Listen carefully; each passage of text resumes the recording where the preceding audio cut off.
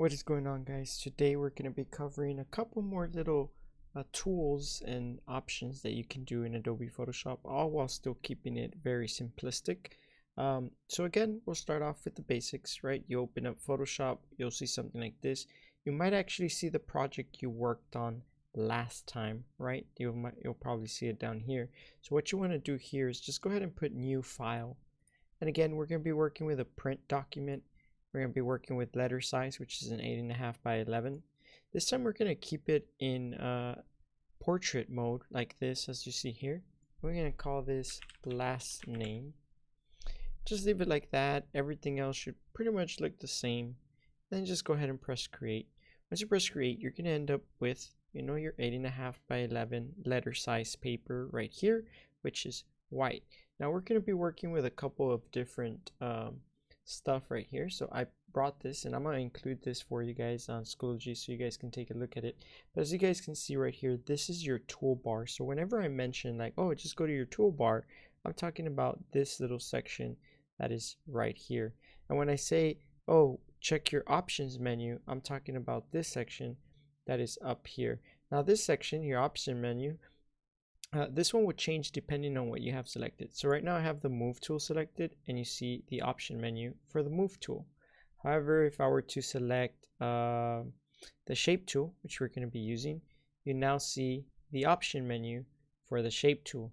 If I select the type tool, the option menu for the type tool. So that changes depending on what you're doing.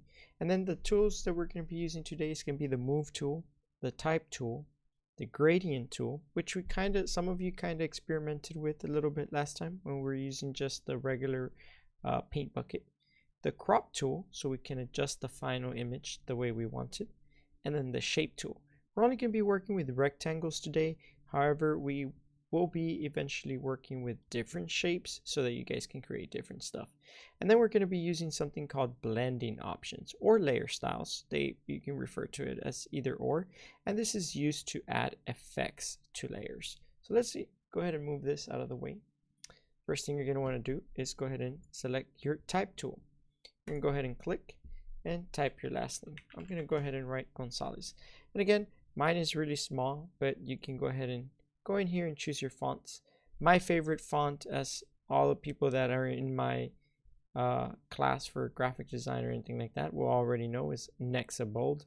But you probably won't have this in your computer, and if you do, then you can use it if you want. If not, you can just pick anything else out that you would like, right? I'm gonna go ahead and go with Nexa Bold. Again, you can change from your options menu right here. You can change the size and all that. And your color if you wanted to. We're going to stick with black for now because we're actually going to do something later. So I kind of like the way that looks. Again, I'll put it in the center right here. And you can see that right around there. Perfect.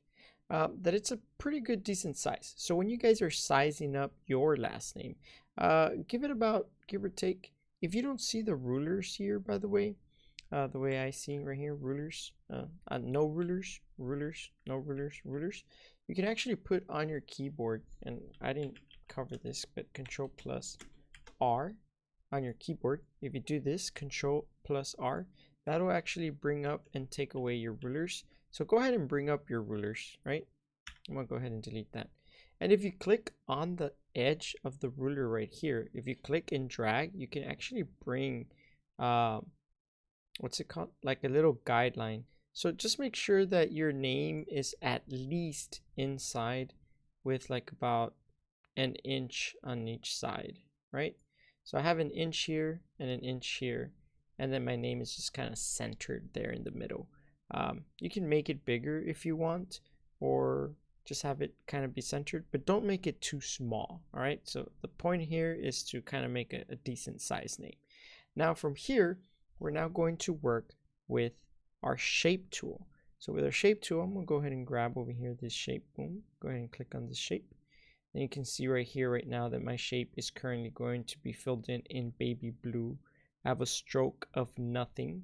And then I have this line, 0 pixels. My curves are at 0. I'm just going to go ahead and change this over to black. Now, I have a black here because it says recently used colors. However, if you do not have a black here, you can just click right here on this little section, and then you can go ahead and just kind of choose your color. I'll bring it all the way down here to the black, which would be 00000. Press OK, and I can now make sure I have my rectangle selected. Click on this and just do a little rectangle. Now I don't want to make it fat, so I kind of want like a semi-thin rectangle, something like that. Select my move tool, and that when you select your move tool, by the way, in order to move this around, you have to make sure that you have the layer selected right here. So like if I select Gonzalez, I can now move Gonzalez around. If I select the rectangle, I can now move the rectangle around. Now sometimes students will go up here where it says auto select, and they'll click on it, and they'll now, like you see rectangle is selected. If I click on Gonzalez, it selects it, and then I can move Gonzalez. And if I click on this, I can now move this guy. And see, the problem with that, I don't like using it, and I don't like when you guys use it either. However, you all develop your own habits, so I'm not going to stop you from using it. You can use it whenever you want. But the reason why I don't like it is because let's say, for example, this is located right here, right? But I want to select the name or something, and sometimes you run into issues where you like, you're not moving what you want to move, you know? And then so you select the name, right? And like, no, I want to move my name. And you come and you're moving this thing again. And it just creates an issue and something that I don't like. And so I always turn this feature off. But I'm going to go ahead and show you about it just so you know if you have it on, you can turn it off if it's annoying you or anything like that. So once we have the line right here, we're going to want to make a copy of it. Now there's a bunch of shortcuts to make this a lot easier. And if you're interested in learning a little bit more about the shortcuts, you can just go ahead and let me know. I won't bore you with so many shortcuts for now, but right click and you can put duplicate your layer right there. When you press duplicate layer, it's going to actually say that it's going to be called rectangle 1 copy. And I press OK, and you see rectangle 1 copy. And now I can actually just move that one down, have it just like so, and that looks pretty cool. Now the reason why I told you guys to make this black is because we're going to change these colors later on. But before we get that, let's go ahead and work with our gradient. So right now we've used the move tool, we've used the type tool, and we used the shape tool. Let's go ahead and work with our gradient tool. Our gradient tool is this one right here, which is located right here. Now sometimes you might actually see the paint bucket like this. So the way you bring up the other ones is you hold down on it and you'll see the other ones, but you have to leave it pressed. If you leave it pressed, you can see the other ones and you can change them as you see fit. So I'm going to go ahead and go with the gradient tool. And right here, as you notice, when I click up here, now I have my gradient options right here. When I click on this, you have a couple of different colors that you can choose from. So you have all these blues, you have your basics, you have your purples, you have your pinks, oranges, reds, and all that. And you can choose colors from here if you wanted to. Boom, grab that, press OK, and you can start making your gradients, right? But we're going to actually use our custom colors so that we can learn how to create our own gradients. However, those gradients are there for you if you ever want to play around with them or use them, you can use them. But let's figure out how you make your own gradients. So for that, you can actually start right here as a simple base. You can go ahead and click and choose whatever color you want. So I'll go ahead and go with like a light pink and press OK. And then you click on the bottom color, which is down here. And the way I like to do it, because I always like to do my gradients from like a light color to a dark color, or colors that are very close. I do not like doing like a, oh, let's do like pink to green and then do something like this. Hold up. Because that looks terrible and ugly and horrendous, and you should never do that. However, I do like doing, like, if I'm going to go with a light pink, maybe go with a dark pink. And the way that I can get the colors very close is when I click on this green one, you'll notice that as I'm dragging my mouse around, it turns into what looks like a little eyedropper, or like a little dropper thing from, like, if you were in biomedical or something, you probably use these to drop little drops. So I can actually go here and click on the pink. So let me do that again. If I click on the green and then click on the pink, it changes to the pink that I was. And from there I can just kind of drag it. It's like a slightly darker color. So now I have pink to dark pink. And if I go up here and I open up my basics, or I can click on it, whichever you prefer, and I open up my basics, I can now select the colors that I have here. And so I can press OK. Now, because I'm in my options menu, I have a different styles of options. I have the linear gradient, the radial, angle, reflected, and diamond. Let's see what each one does. So if I do this straight down, it goes from the light pink to the dark pink. If I do the same thing with the radial gradient, I can start it at the center, drag outwards, light to dark. Do this right here, and it just kind of creates like a huge split. And you can make this small, angled, however you'd like. Make it down the middle if you wanted to. I don't know. You can kind of play around with it. The gradient starts on this side. So kind of like a cool little look if you want to try that. This one kind of makes like a sandwich where like the line's in the center and it's dark on both ends. And then this one kind of makes like a diamond shape, right? I'm going to go with the radial gradient and start at the center and just kind of drag it out all the way towards the end. It's going to give me a nice soft light color right here and then something dark around the edges, which is pretty cool. That's what I want. I'll stick with something like that.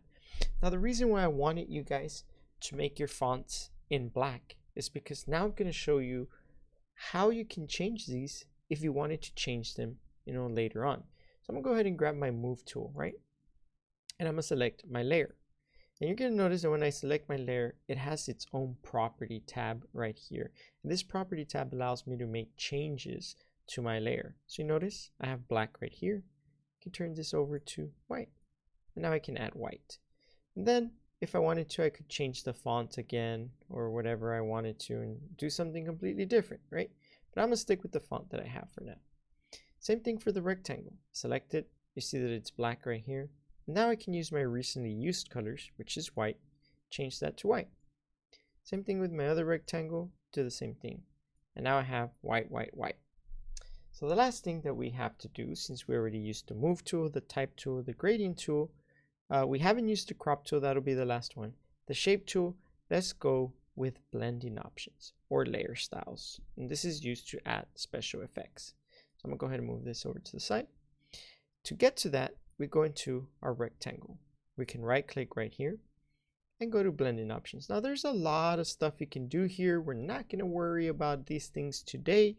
Eventually we'll cover what all of these things do, but for now we're going to right click and go to the very first one, blending options. Now this thing is magical to create all sorts of cool stuff and turn something super basic like what you see here, something that looks just a little bit nicer, a little bit better. So blending options, you open that up and you get all sorts of stuff that you can do here. Now for these, I would advise for you guys to kind of play around with it, see what you can come up with. There is no right or wrong, just something that you think looks cool. The first one is Bevel Boss. Now there's a mistake that a lot of students make at the very beginning, and that is clicking the check mark, seeing that you get a little effect and thinking, that's cool, but I can't edit it, sir. You were editing yours and mine doesn't work. That's because you only pressed on the check mark. Right now, you currently have blending options selected. You have to select Bevel Boss, and then you get the actual menu for Bevel Boss. So I can now go here and change the depths. I can change the size of this.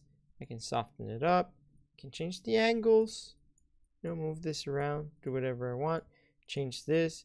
There's so many stuff that I can do to mess around with that and do something cool.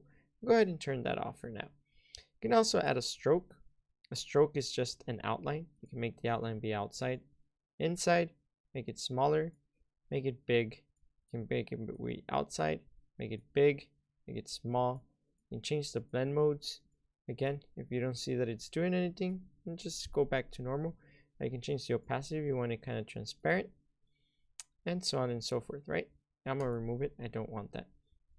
You can also do an inner shadow if you wanted to create a shadow on the inside. An inner glow if you want it to glow on the inside, an outer glow if you wanted it to glow on the outside. You can choose the color. You can say I want a blue glow.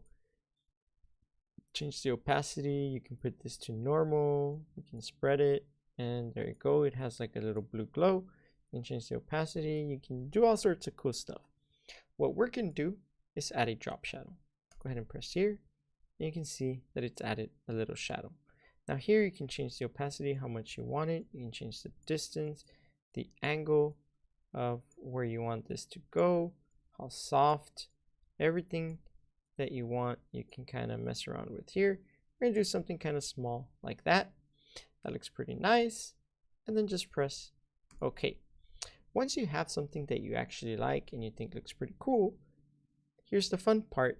If you want to just add this to everything else, you can right click on it and copy this layer style. Remember, it's called blending options or layer styles. So once you copy it, you can come to rectangle number 1 and you can paste it. Go to Gonzalez and you can paste it. And now we have this super cool shadowy last name of yours that you can go ahead and Gonzalez. Yeah, that's spelled correctly. It just kind of looked weird. And the last thing that we're going to be doing here is using our crop tool. And the crop tool is 1, 2, 3, 4, 5. Our 5th tool right here. Again, if you don't see the crop tool, it's probably because it's hidden behind something else. There's a lot of other stuff that you can do. We're going to select the crop tool.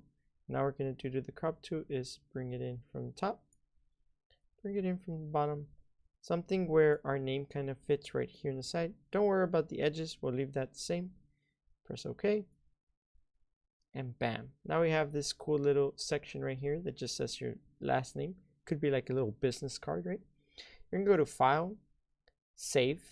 And you want to make sure that you save to your computer and save it as a Photoshop document. This first one right here, PSD. And then save it as, I'll save it right here to the downloads, but save that as a PSD. Okay. And that is in case you need to continue working on it, but I just want you to have it saved so that you get into the habit of saving it. We're going to go to File and Save a Copy. Save a copy. I'm going to go ahead and put that as a JPEG. The JPEG is the one that you're going to send to me. So I'll go ahead and put that last name and then put final and Gonzalez because that's my name. You would put your name and then go ahead and click Save. Once you've completed that, make sure this is at 12 for maximum quality. Press OK, and you guys can go ahead and turn it in. Congratulations, you have now finished lesson 2 of very entry-level beginner work into Adobe Photoshop. I'll see you guys on the next one. Peace out.